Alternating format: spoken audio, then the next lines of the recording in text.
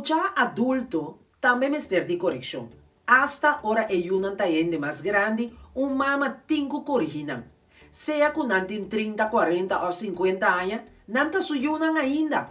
Edad não ta diminui o laço of cancelar o direito de mama para bisa kiko taba yendo robes of kiko ta observar ko no tabay bom. Paso corrigir, não ta controlar of manda. Eta estimação firme. Hopi ta sinti ko ora na yunang bira grande na não po bisa na nada mais. Kudor ko nanta traha, of nanti partner, of na kumisa ng propia família, na un timester de guia mas.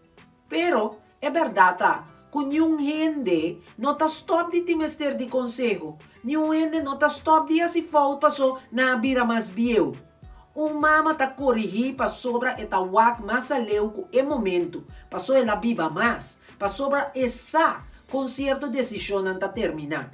E, se eta papia, não tá para humilhar, ou ferfelar, ou fadabo, pero para prevenir dolor, para proteger, hasta hora que não posse mais com sua mãe, pero sim com sua palavra não. Mucha não me este rabia, ora sua mama tá corrigir, para ver o que potar. Não me este apreciar que ainda tem gente que tá preocupado suficiente para bisa não é verdade direct de na cara. Queda sem bisa nada ou ter silêncio, não tá malo. E hopi indiferença tá se situação pior.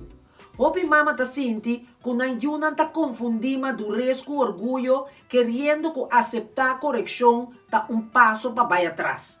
Pero reconhecer erro também tá parte de crescimento. Correção de mama não tem fecha de vencimento. Tan tem que tem amor, lo tem consejo. E tan tem que tem consejo de mama que não tá give up. Pensei.